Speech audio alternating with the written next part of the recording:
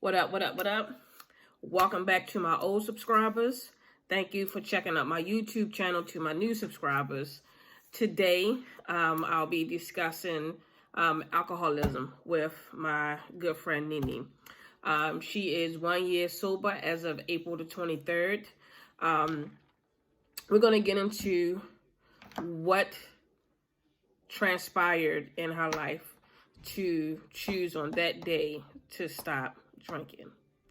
We're also going to get into the foundation that is set for you that in turns tells you or shows you or give you an example on how to love within a relationship. I've always said that your first indication of what love feels like, or your first examples, are your mother and your father, and they set the stage and the foundations for showing you how to love within a relationship, what a relationship is supposed to be like. And that includes gender roles. You know, some people think the man has a specific role within a relationship. Some think a woman has a specific role. But my thing is, if you are brought up on love and you are brought up on survival, those are two different things that transpire in life to show you how to love. So there was a question that I had asked on Facebook, and my question was, should a person who was brought up on love and a person who is brought up on struggle date? And my answer would be no.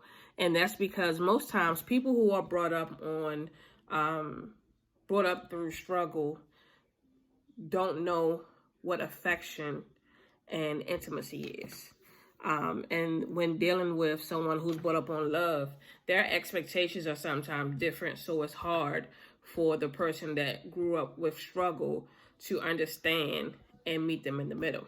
But we'll get into all of that within our interview. So make sure to subscribe and like to the content, leave your comment. And even if you want to reach out because you want to share your story, reach out to my DM on Instagram or Facebook, and we can definitely set you up for an interview as well. I hope you guys like the interview. Hey, Nini girl. Hi, Tosh. All right, so I wanted to do this video with you today because I saw the post where you were saying 1 year sober. And I am proud of you because I didn't even know that you were on that journey. Yeah, a lot of people didn't know. It was a eye-opener for a lot of folks. What led you to say, today is the day I'm not drinking no more?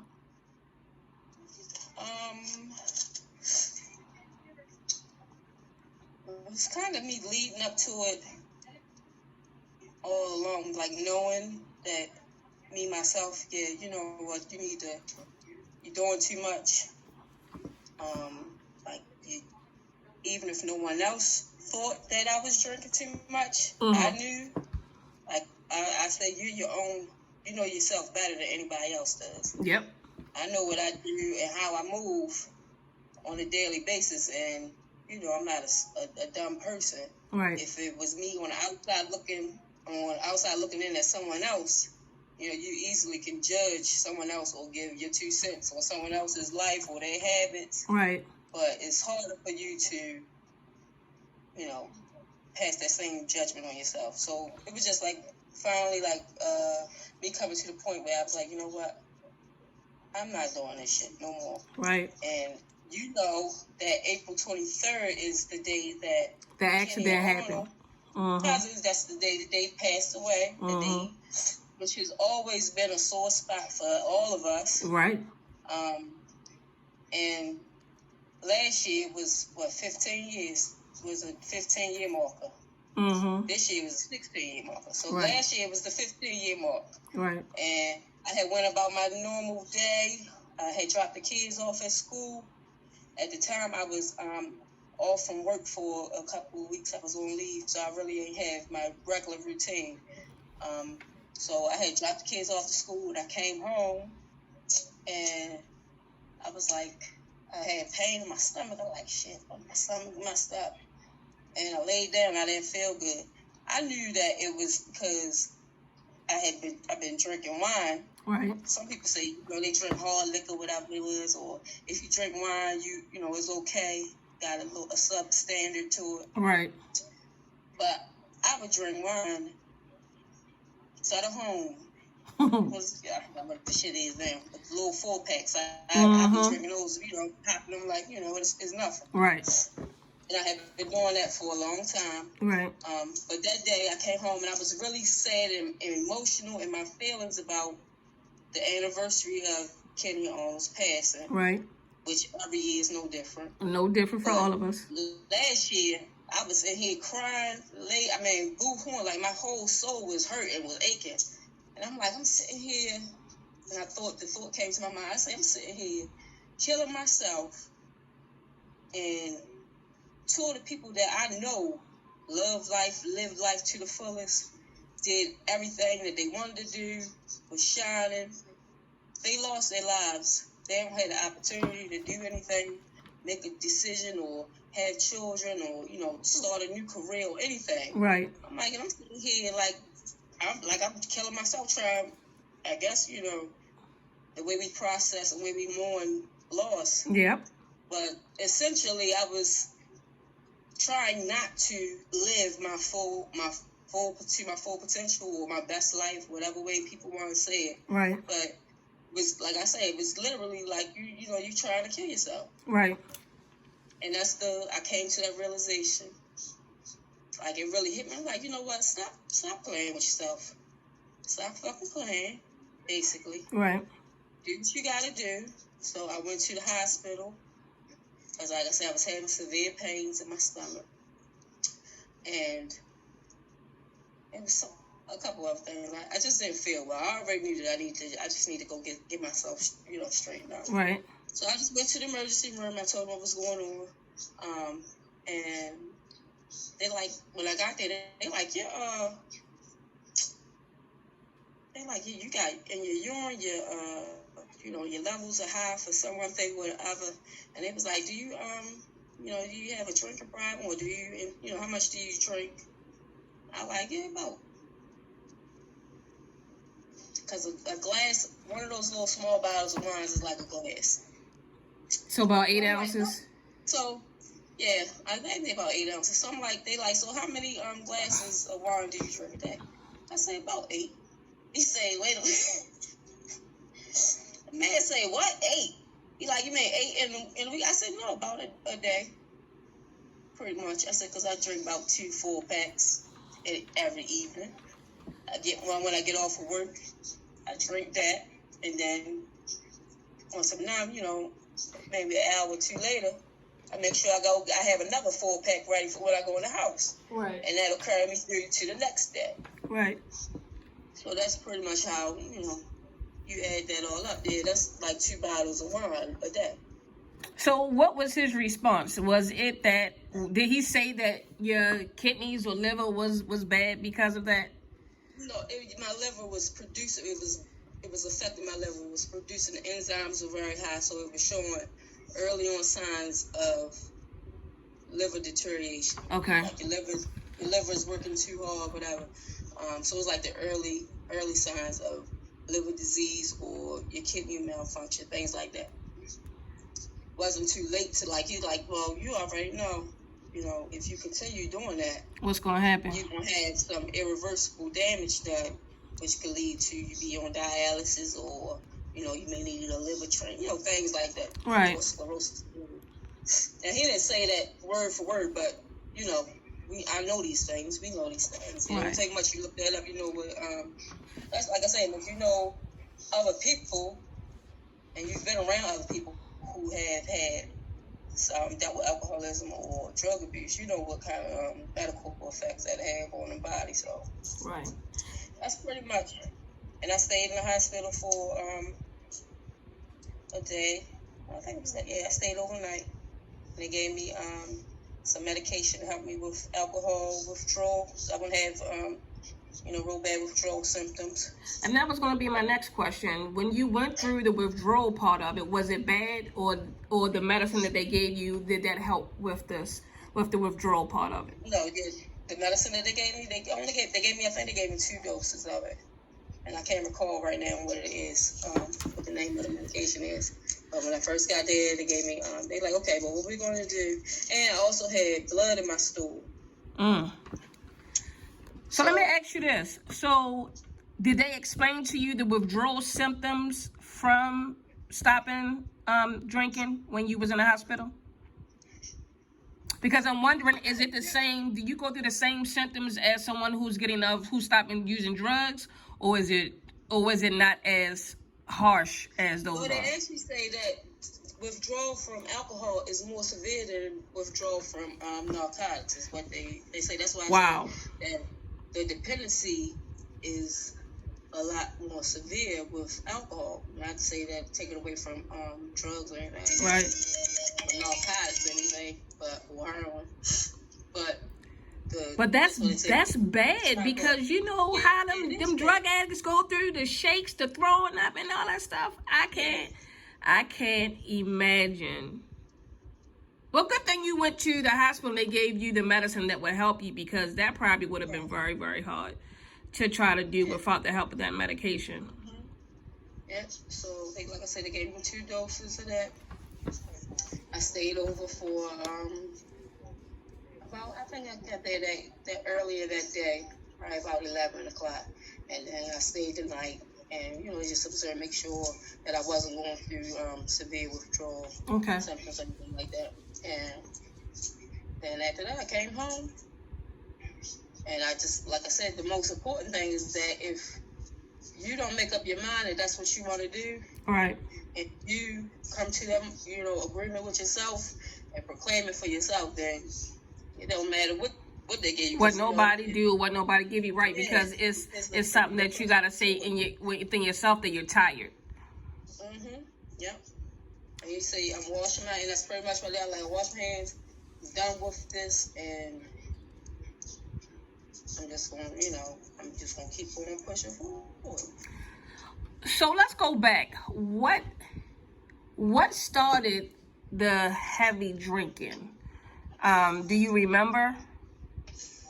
What started the heavy drinking? Like, we all was drinking when we were younger, but I started drinking. Drinking was one thing I look forward to all my life, as long as I can remember. Where we lived, my grandma lived with Chelsea Turns, and we was little. They had parties and stuff. They had the little ponies and Millers. Right. They had parties and shit. We go down there and we get a beer, and everybody sipping and splitting around, and that's a mainstay in growing up for me. And I agree, because I couldn't wait. I didn't have to wait till I was 21 to drink, because my mother gave me a little beer when we was younger. You feel me? So I'd be at the adult parties, adult cookouts. Your mama and them give you a little shot of a little beer, whatever, you drink that. But when I got older, it was like, what's the fascination with drinking? And when I was able to drink, I was like going all in. But for me, I've been sober since 2012 or 13. And what made me say no more is because I ended up in Johns Hopkins Hospital. Alcohol poisoning. When I tell you, it was so bad that I don't. After I left the hospital the next day, I was still drunk the very next day after drinking all of that liquor. After that, I said I don't want no more, because the feeling that it gave me, I didn't like it, and I don't want to. I just, people be like, you don't even want. People be like, yo, here, take this shot, or even take a cool or something. I be like, no, I'm good. Like, yeah, you good. I just don't like the feeling no more. Like I used to go up to the girls in $2 Tuesdays and get smashed. But that one time that I went overboard told me, nope. But I also used to, back in the day, I know when I started, it was because I wanted to know what the fascination was. But as time grew, I started using to self-medicate myself from the shit that I was going through. I would just be like, I'm just ready to go to the bar and get a drink so I can forget everything that happened today. Like, my life is stressful right now. I need a drink, or I need to smoke weed. And that's why I was saying, like, when did you notice that it was the drinking begin to be something to help you maybe self-medicate or to take you away from the shit that you didn't want to deal with? I would say probably after I had my youngest daughter. Okay. And she was born in 2013. And that's when I started drinking more frequently.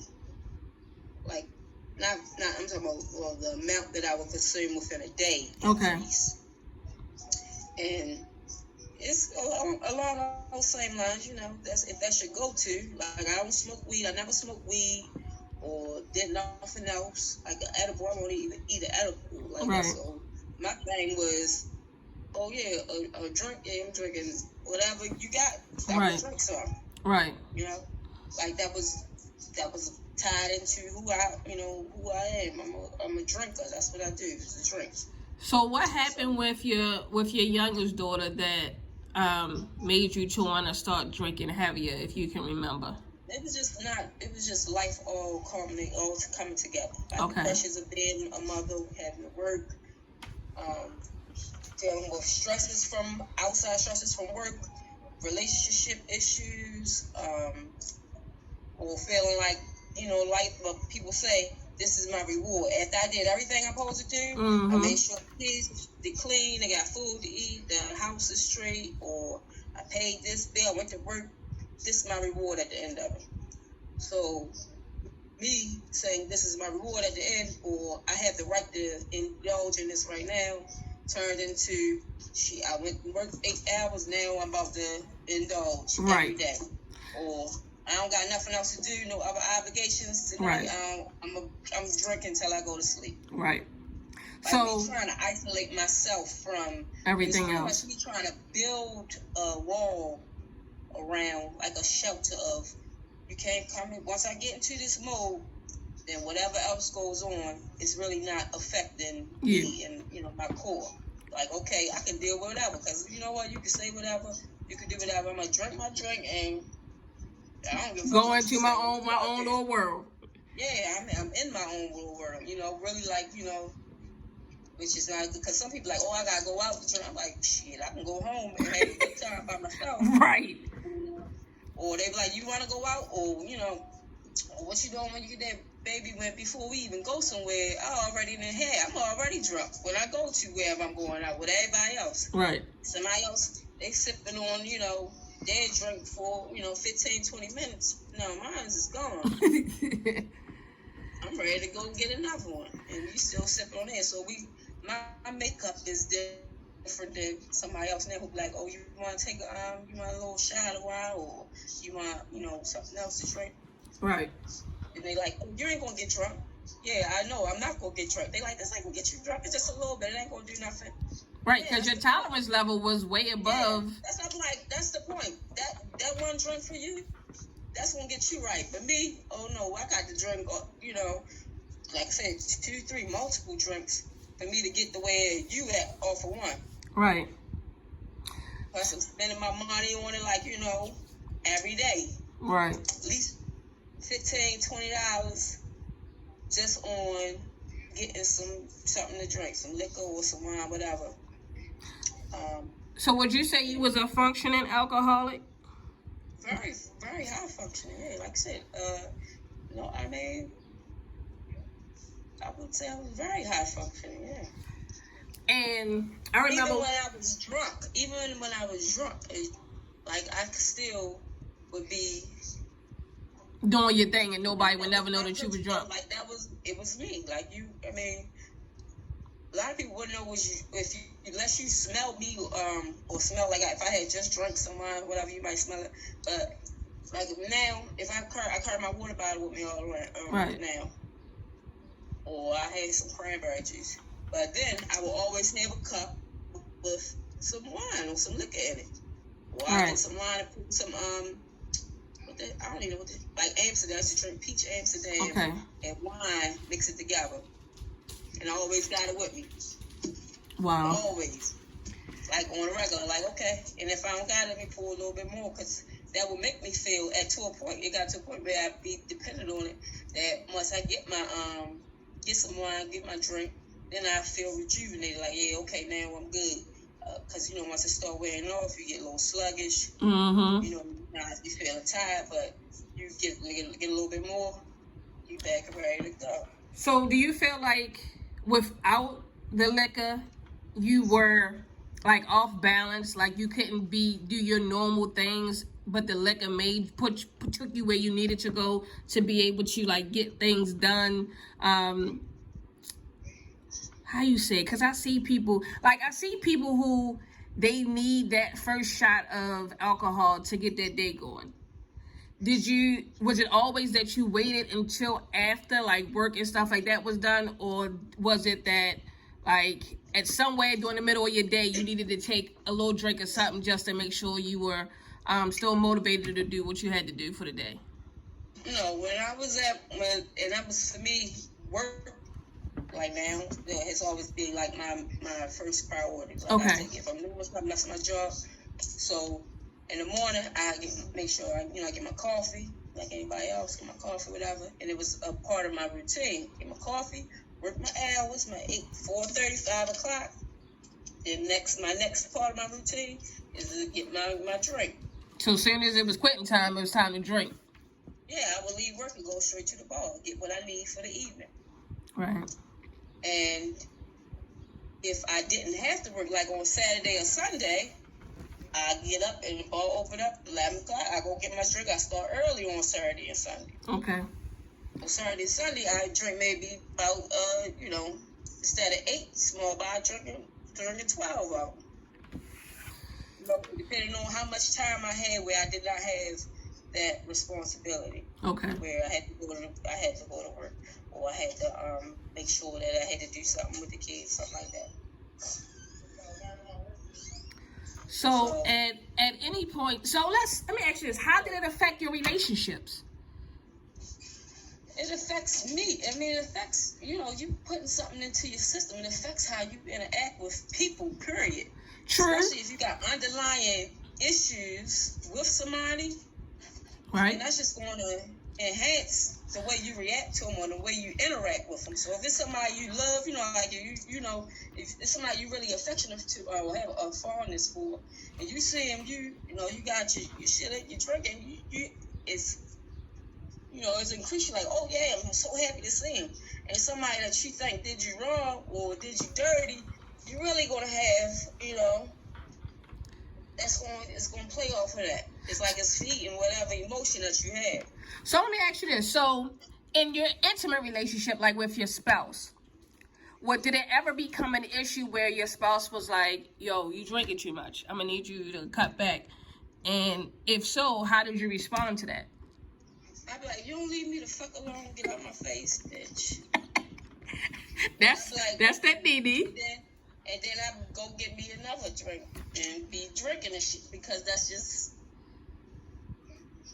how I felt.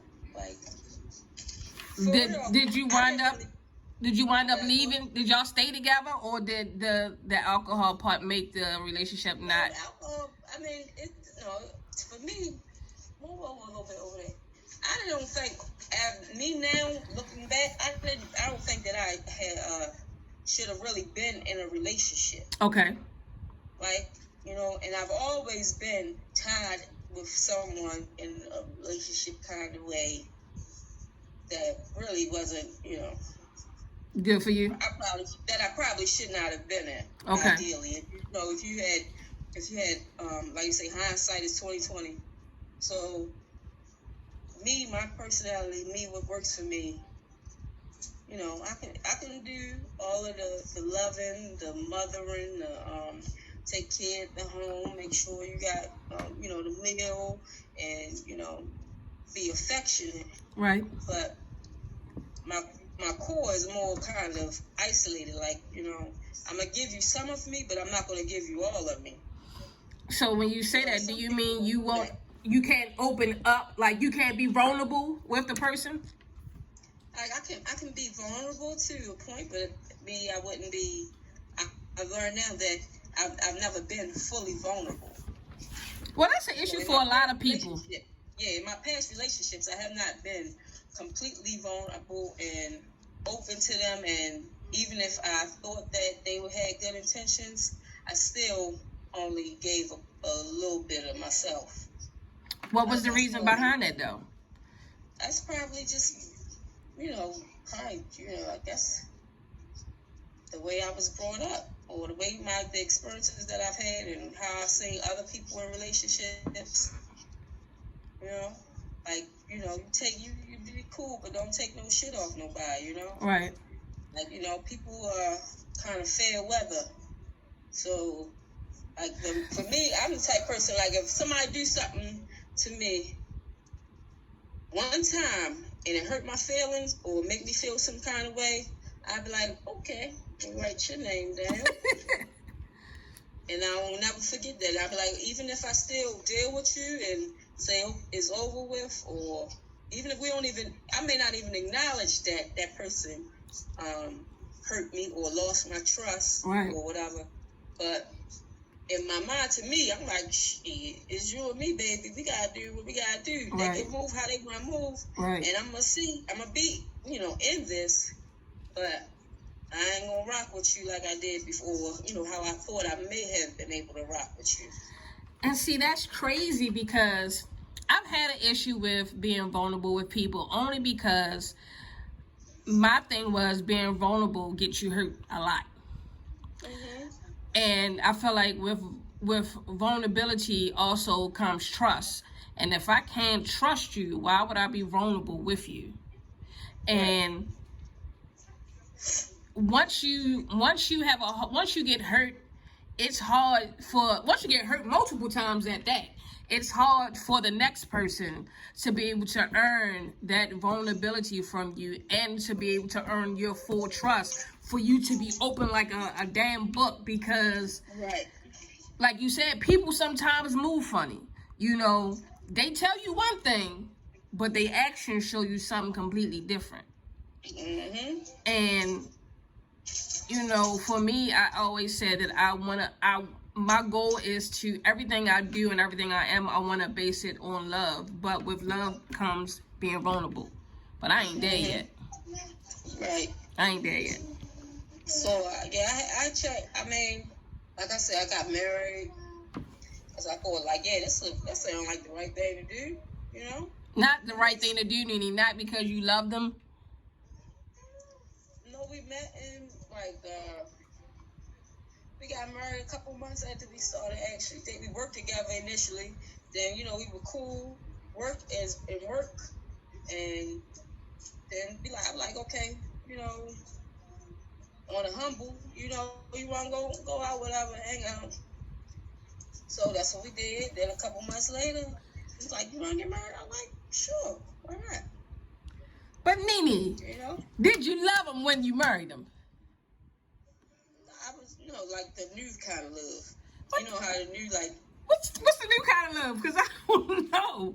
When you like somebody, you like them, or they like you, you like them, like, oh yeah, this is a new kind of relationship, that... Yeah, I'm an adventurous person, so... Nene, I'm not marrying nobody unless I love them and I am in love with them. Well, it was a hard time in my life, too, so it seemed like this was okay. Maybe this the guy come help me out, and, So did you feel like you would be financially stable? Was that a part of it, being financially stable? Yeah. Okay. Yeah. Did he love you? Yeah. You just couldn't reciprocate that. Yeah, I loved him. But not... Well, now, but this is what I'm saying. We wasn't in love. Like... Okay. Like, ooh la la, fairy tale, fantasy love. Okay. And I don't fucking know, but, that's what happened. So, but we stayed married, which is now I should not have gotten married. That's what I know. Do you think the drinking played the part in this? I have to ask. I wasn't drinking then. I wasn't drinking like that then. Okay. I was just regular partying. I was, like I said, it's not, like I said, the alcohol is was like just a player in the game all along, like a pawn. Which pawn are you going to play with, or which piece are you going to choose to be in Monopoly? That was just a part of my life. But that was, just being young. I was 25, so at 25, I thought I was, had experienced a lot of life. I had my oldest son. That's when I first started working in a jail. So, I was, thinking like, yeah, I'm moving on the right track. I have a child. I'm going to start getting married. We had 2 more children. Thinking, oh yeah, you're supposed to get married. You're supposed to have a family. That's true. I'm thinking that I'm doing the things you're supposed to do. So what changed? Shit, that's not what you're supposed to do. You're supposed to do, that's fine for some people. And trust me, I love all my children dearly. My ex-husband, we still very good friends. We co-parent. He's a very good father. He will help anybody out. Anybody that needs something, he's there for him. So he's a very good guy. But did you just wake up one day and say, this ain't for me?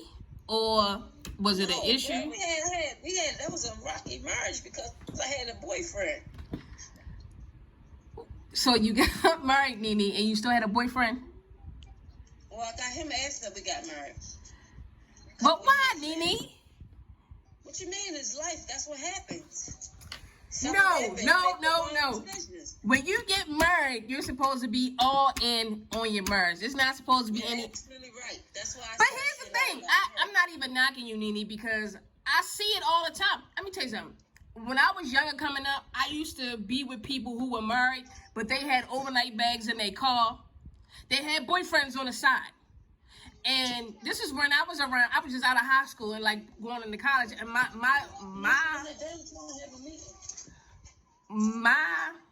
thought pattern on marriage changed after seeing that. Because my thing was, what was the purpose of getting married if you still was going to have your shit on the side? I know I'm having a So, but I still see it though. And I still see it too, but you have to know who you are and what works for you, what doesn't work for you. And me, I was kind of like how you like to be in love or like to have that interaction with people. Mm-hmm. I like that part of the relationship. Then, like I said, we didn't know each other very well when we got married. Okay. So, as our relationship went on and we got to know each other, getting to know each other and know our differences, because his parents were married for all his life. His mother and father had been together all his life. That's what he knew. They merged together. Me, I wasn't brought up like that. I didn't. In my household, it wasn't no committed relationship like that. True, but you had a sister that got married, and Stacy been with Sam forever and a day, all men.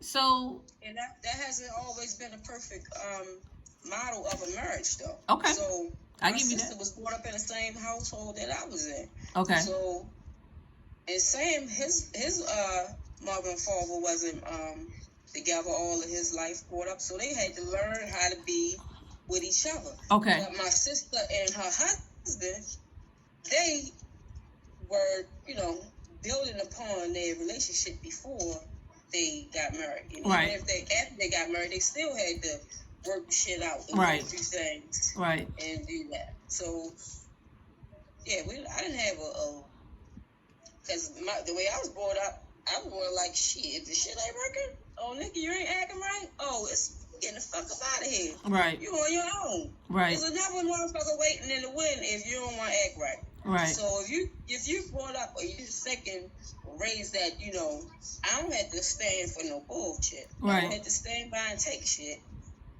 I have options. Right. I was raised by a very independent woman, right, who makes everything happen, mm-hmm, and and when I say baby sister, be like, okay, let's go. We packing it up. We moving. right, We leaving. Because this ain't working no more. right. So that's how I thought that's the way you're supposed to be. Which is good and certain has been beneficial to me in my life. But you gotta compromise. And if you don't know and you just trying something out the first time, you know. And I agree, because I said that in one of my other interviews with somebody else. We both agreed that what you are brought up in is typically your model for how your adult relationships are going to be. So, if you didn't grow up in that 2-parent household, if you weren't brought up on love, and, your parents making things work, then you're not going to have that mentality going in. If you were brought up with your mother being your sole provider and her having to get things and make things done, typically when you get older in your relationships, that's how you're going to move. You're going to move like your mother taught you how to move, Right. And I definitely understand that. Mm-hmm. And I think that when a father isn't in the picture, it leaves a lot for the girl child, in particular, to learn, because they always say that your father is supposed to be your first love. He teaches you how a man is supposed to teach you, what a man is supposed to do for you, and how a man's supposed to love you. But if you never had that growing up, how are you supposed to know? You going off of based on what your mother did for you. Right. But for me, my father was a part of my life growing up. Okay. It still is. We had a very close relationship. But what my father taught me was how he treated women. I'm guessing it wasn't a good thing? Well, I'm trying to tell you, I'm the product of my parents, kind of, Okay. And they have very similar personalities and very similar characteristics. So what I learned from my father was, don't let no nigga play you, because my father was very, very, very slick guy, had all the ladies, okay? And I roll with him. He come pick me up on the weekends or whenever, and we go to one lady house in the morning for breakfast or brunch. Wow. Then in the evening we go out, shop or whatever we gonna do, or take the lady to the market. Then come in the evening we go back to his wife's house or wherever he lived at, or like we was busy, and I was like his road dog. So that's what I got. Kids sit back and they watch. And they observe. You're absolutely right. And even my aunts and uncles, they weren't really had.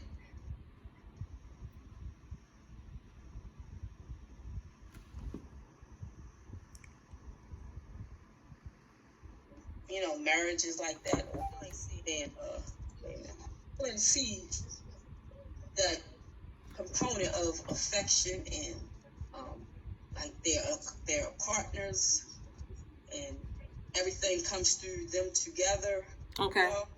Like they're a unit.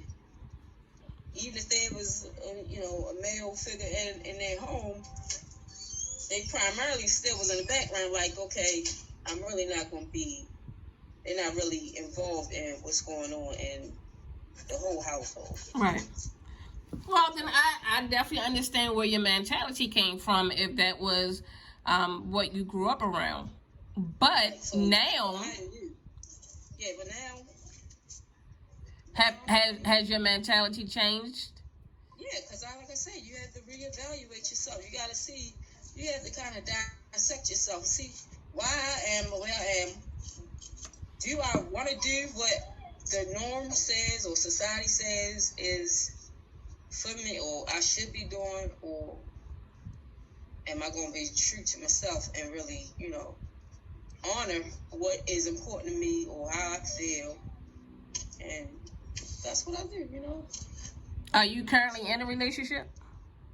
I'm currently, I guess that's what you want to call it, motherfucker. Really? Do you think you're going to get married again? I don't think so. I mean, I don't know. Do you think it's for you? Because marriage ain't for everybody. I haven't found the person that I could think of that I would want to marry. Okay, I understand that. I would like to have be married one day again. But under the right circumstances. But it's gonna have to be like a act of God that comes down from the heavens, and I found that I guess my best relationships are with people that I don't have sexual attraction to. Really? Because for me, like, sex is really is it a deal breaker? Carnal. It's more carnal for me, like a carnal. They say carnal knowledge. No. What do you mean? I mean, it's just like the act itself. So, like, if I could I haven't found a person that I can have. I haven't found a person where I have all of the components of that would make me happy in a relationship. What are your components? Like, I want to be able to have honest conversations, transparency. Okay. Just to be someone that you can be yourself with, you can laugh with, you can cry with.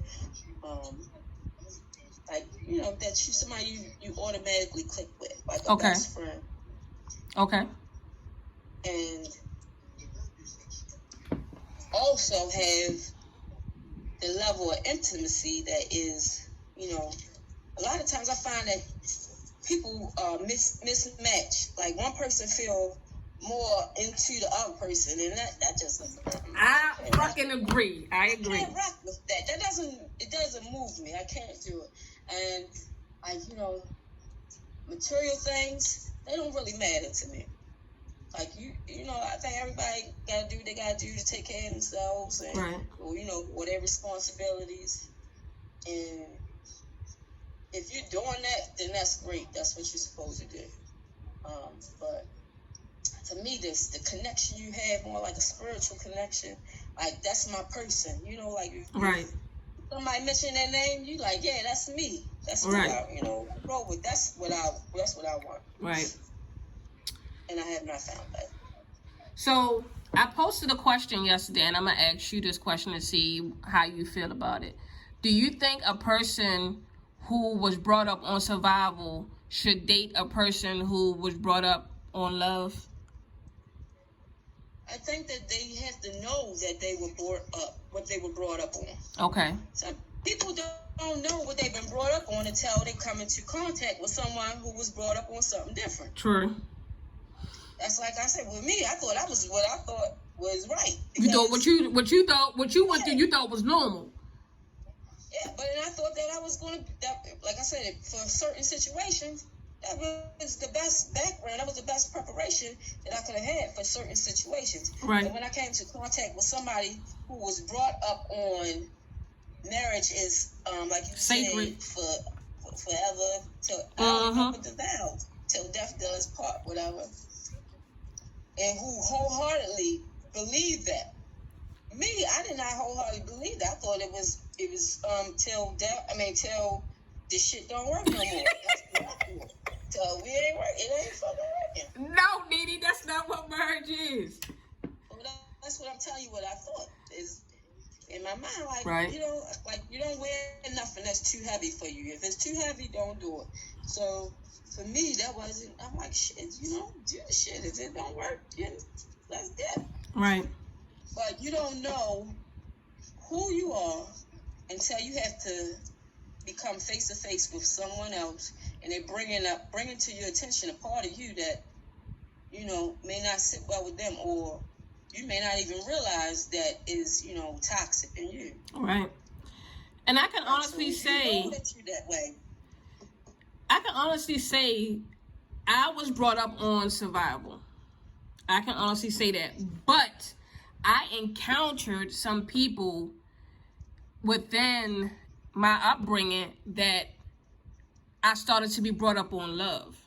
Like, in my household, my grandmother and my mother never said I love you. There was no hugs. There was no kisses when you seen them. There was none of that.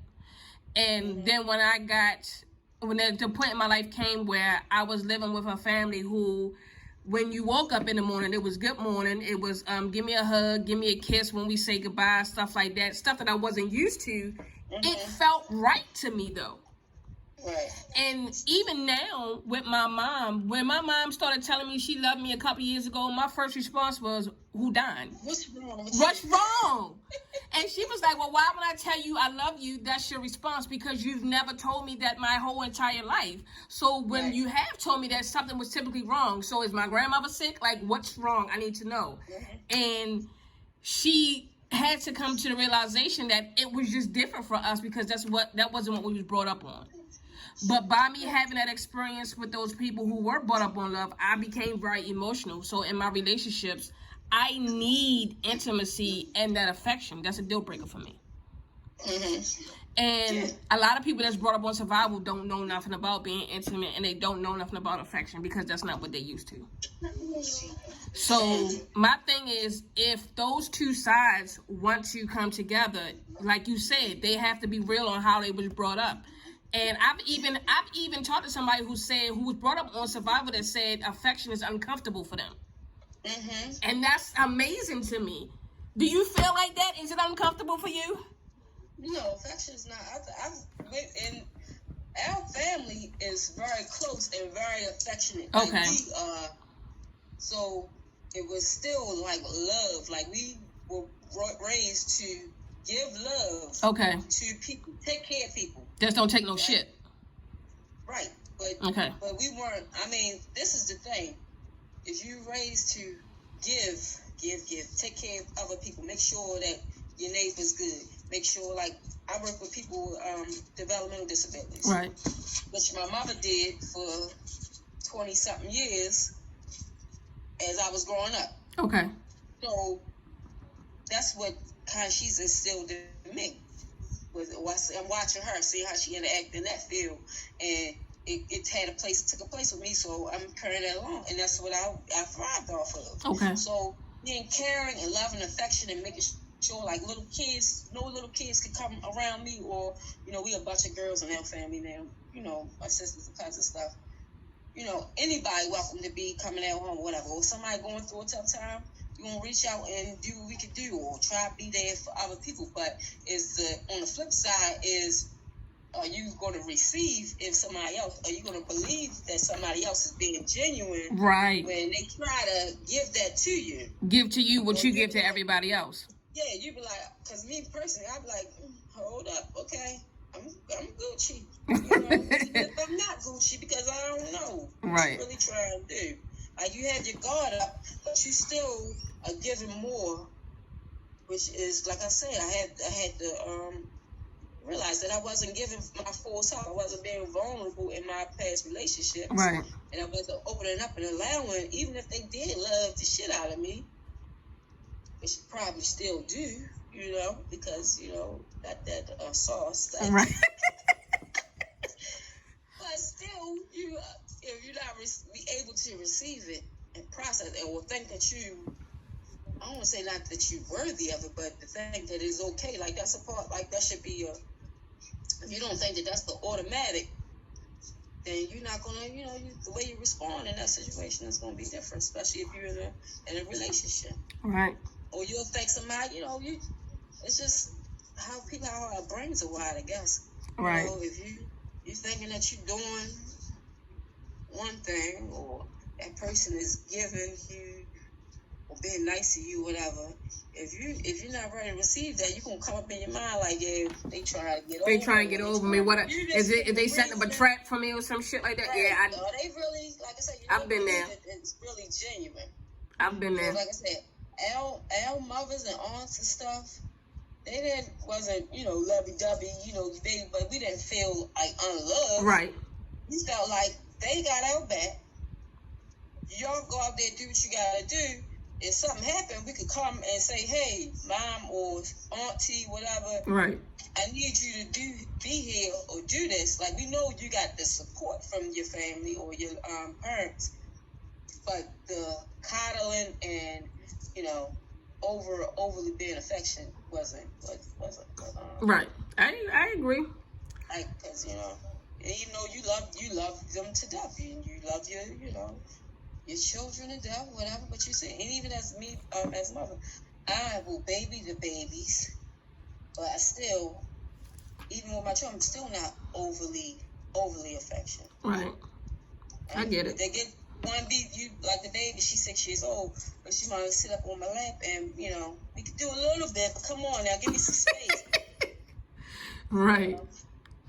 It's definitely a learning lesson in all of it. It's definitely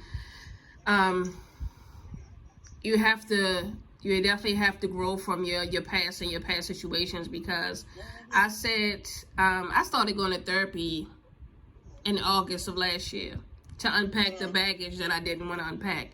But initially, when people used to say, "Yo, go to therapy is good for you," I used to be like, I'm not trying to sit on nobody's couch and go and think about or dig up some stuff that I don't want to talk about. No, that ain't me. But within this, because we've been quarantined and we can't do nothing else, I decided to actually unpack the mess.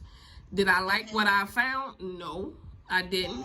But I understood that those feelings and those issues that I had as a child and I put in my garage in the back of my mind affected some of my past relationships that I couldn't understand why I failed. And in order for me to grow from those past relationships, I had to unpack the garage and get to the basis of things to find out what the hell is going on so that I can change it. I found a lot of things that I didn't like.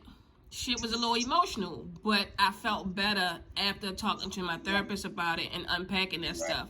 Because one thing I didn't want to do is to start self-medicating again. I definitely didn't want to go back to smoking weed or drinking hard liquor, because I used to get plastered. They used to call Tasha mama, tell her come get her kids because they up here going off.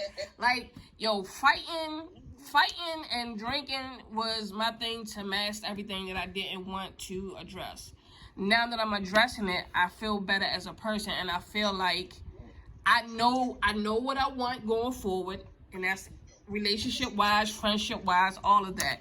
I no longer want to pack that baggage and leave it there, because it could have bad consequences for relationships going forward. So I definitely agree that you learn from your past, but to realize where you got the foundation from is the bigger picture. And the foundation is always laid. My therapist said, your foundation is laid by the two people who are supposed to love you the most, your mother and your father. And I agree. Their mother and father. That's true too. That's true. They're the way they are because of how they were brought up. Yeah, I agree. And that's what a lot of people say they mad or they have an issue with their where they was raised or their parents or whatever it is. But I would say you have to realize that before they was your mom and father, they was a person dealing with life, and they may not have known what you know now. They most likely didn't know what you know or what they know now. Right. And they just was, going through, taking what comes and trying to make the best out of it, or not trying to make the best out of it. But you're right. Before they was your mother or father, they was an individual person, just like you trying to figure shit out. Mm-hmm. And you got to give somebody, some leeway, give them some slack for that. Right. Before you hold grudges, if you hold on grudges, it's not going to change anything in the past. Right. It ain't going to make nothing better for you now. Right. And a lot of people don't realize that. And, like I say, it ultimately comes down to you realizing who you are and what works for you, what doesn't work for you. And, like you said, what you going to do with it, how you want to be. I agree. Yeah, because it comes down to the point I had to have, as I was going through this past year, I had to, and I never really had another desire to drink again. Because I was like, the light went off in my head, and I was like, I felt elevated.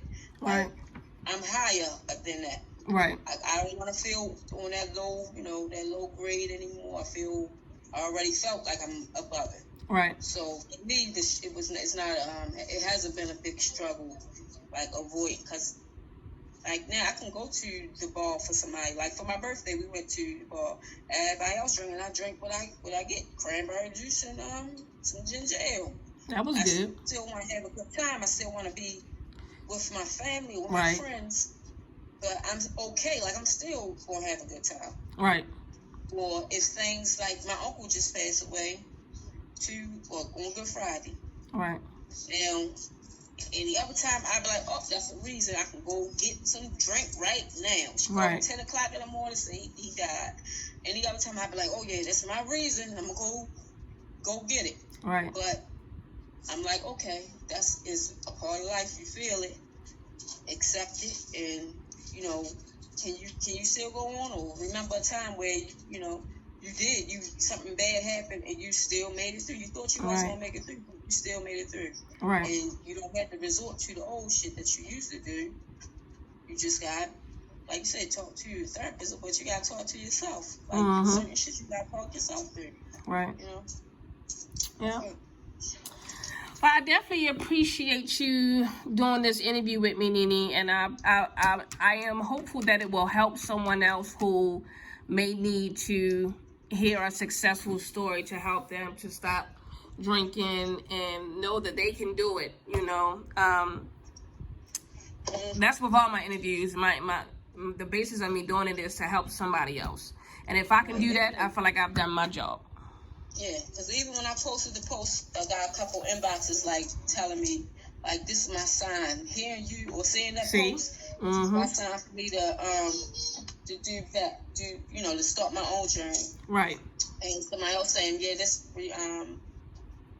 I relate to this because one of my family members is going through the same thing, and I'll be glad when they get to that point and they're able to make that decision. Right. So, you don't know. Everybody be watching. You just don't know. They might not say nothing. Right. But they definitely are watching, and hopefully it does make a difference. And give somebody that boost they need. I agree.